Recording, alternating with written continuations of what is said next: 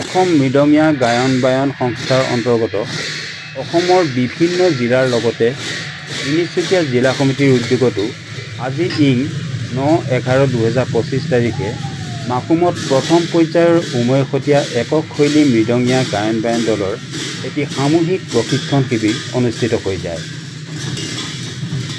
জিলাখনৰ মুঠ 16খন আঞ্চলিক সমিতিৰ প্ৰায় 2 শতাধিক প্ৰশিক্ষাৰ্থীয়ে অংশগ্ৰহণ কৰা এই প্ৰশিক্ষণত উপস্থিত থাকে সংস্থাৰ মুখ্য প্ৰশিক্ষক ৰূপলাল গগৈ, গায়ন প্ৰশিক্ষক মিলন চেতিয়া, ভুৱন বৰা, মাষ্টাৰ প্ৰশিক্ষক ভূপেন দত্তকে আদি কৰি ভালেকেইগৰাকী প্ৰশিক্ষক। এই প্ৰশিক্ষণত প্ৰায় 9-10 বছৰীয়া শিশুৰ পৰা যুৱক আৰু 60ৰ ঊৰ্ধ্বৰ লোককো অংশগ্ৰহণ কৰা দেখা যায়। প্ৰশিক্ষণৰ সময়ছোৱাত 1.5 শতাধিক মৃদংগ আৰু তালৰ শব্দই সমগ্ৰ অঞ্চলটোৰ আকাশ বতাহ কঁপাই তোলাৰ উপৰিও এক আধ্যাত্মিক পৰিৱেশে বিৰাজ কৰাও পৰিলক্ষিত হয়।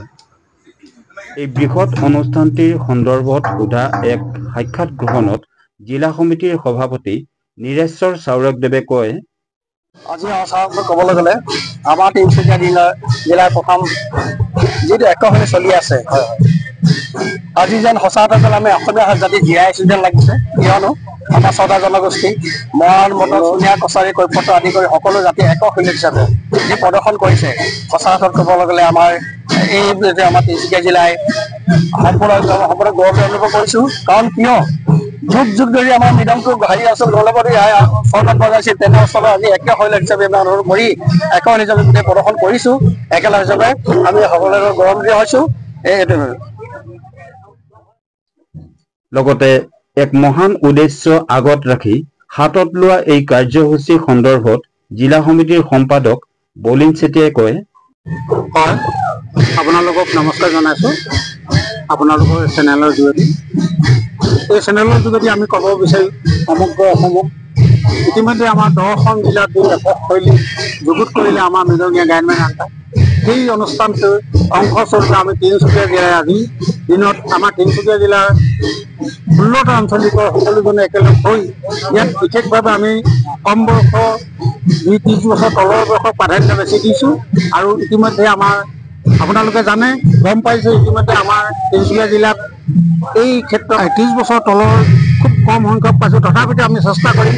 ইতিমধ্যে আগন্তুক মহাসংঘ অধিৱেশন হৈ আছে, আমাৰ হ'বলৈ গৈ আছে আমাৰ 16 তাৰিখত।